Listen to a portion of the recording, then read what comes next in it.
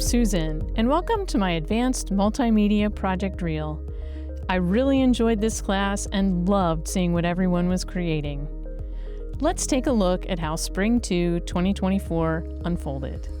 The first project was a how-to video. I chose to do something with fountain pens, mainly as an excuse to play with my pen collection.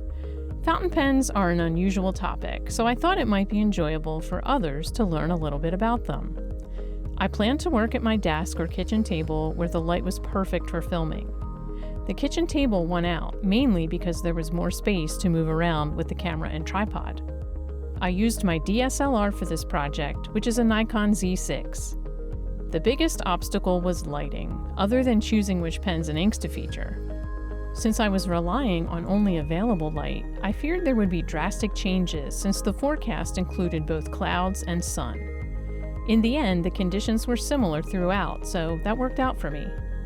I know that many of the skills utilized in this project will serve me in the future, and the pre-production process always proves invaluable.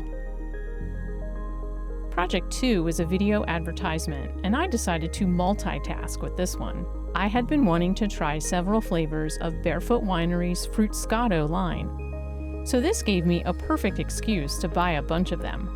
I thought it would be an interesting product to film with the benefit of something fun to sample. After the filming was complete, of course. That was probably the hardest part, not being able to try any of them until filming was in the bag.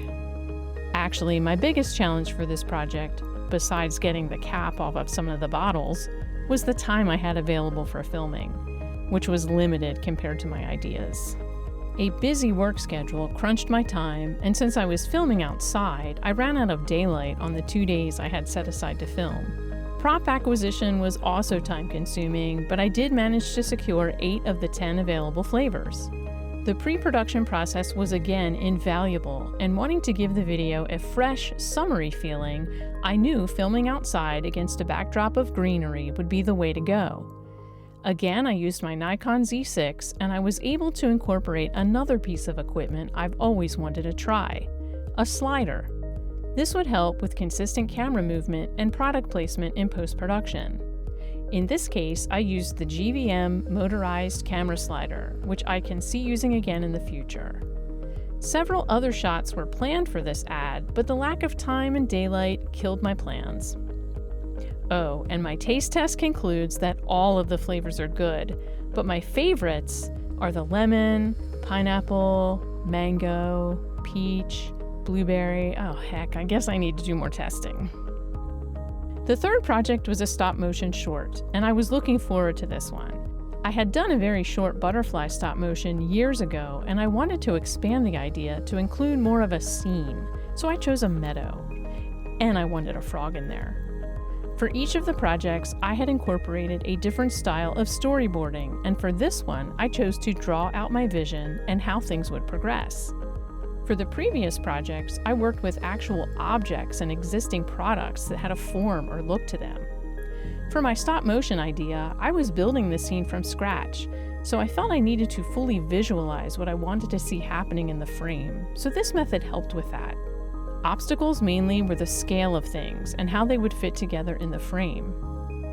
Some of the items I wanted to use were too big to fit with the other items.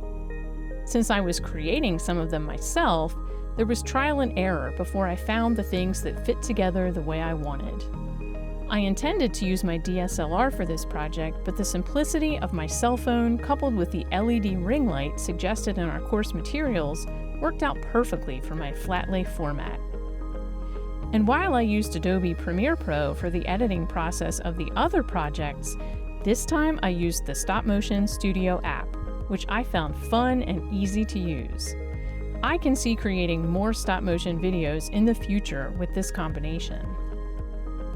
I'm so glad I had the opportunity to take this class. Each project taught me a little more about multimedia and how I can incorporate the techniques into my future work. Trying new apps and equipment was very beneficial, and working with various pre-production tools drove home the value of planning for me. Now, here are the results for your viewing pleasure. Thank you so much for watching.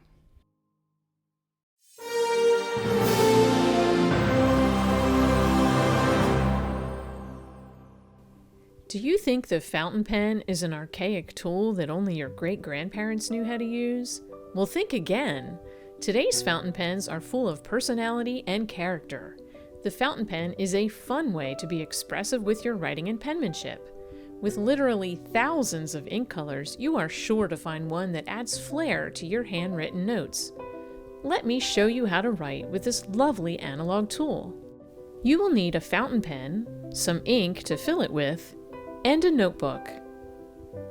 The obvious parts of the fountain pen are the body and the cap. We uncap the pen to reveal the nib and the feed, housed in the grip section. Internally, there's a filling system and a reservoir for the ink. This system will vary depending on the type of pen. The nib is what dictates the width and flow of the line of ink on the paper and ranges from needle thin extra fine to double broad nib sizes. There are also many specialty nibs like music nibs and architect nibs for special uses. Next, the pen must be filled with ink, and this method will vary depending on the type of filling system your pen has. There are many filling systems for these pens, but the most common is the cartridge converter system, and most pens come with a pre-filled blue or black ink cartridge to get you writing right out of the box. But for maximum customization, you might want to choose a more expressive color of ink. The world of ink choices is a video in and of itself, so we will dive into the inkwell in another video sometime. To fill a pen with a converter, assemble the converter into the pen. Dip the nib into the ink bottle and expel any air by turning the plunger knob. Now turn the knob in the opposite direction and see the ink flow into the converter. Remove the pen from the ink bottle. Once filled, the nib and the grip section can be cleaned by gently removing excess ink with a cloth or paper towel. Now your pen is ready for writing. Find a good notebook with quality paper and sit in a comfortable position. The cap can sometimes be secured to the end of the pen, called posting, but sometimes this makes the pen too top-heavy, so you can set the cap safely nearby, but be sure not to lose it. The ink is drawn onto the paper by a process called capillary action. Place the nib onto the page at a low angle, with the tines resting comfortably on the paper.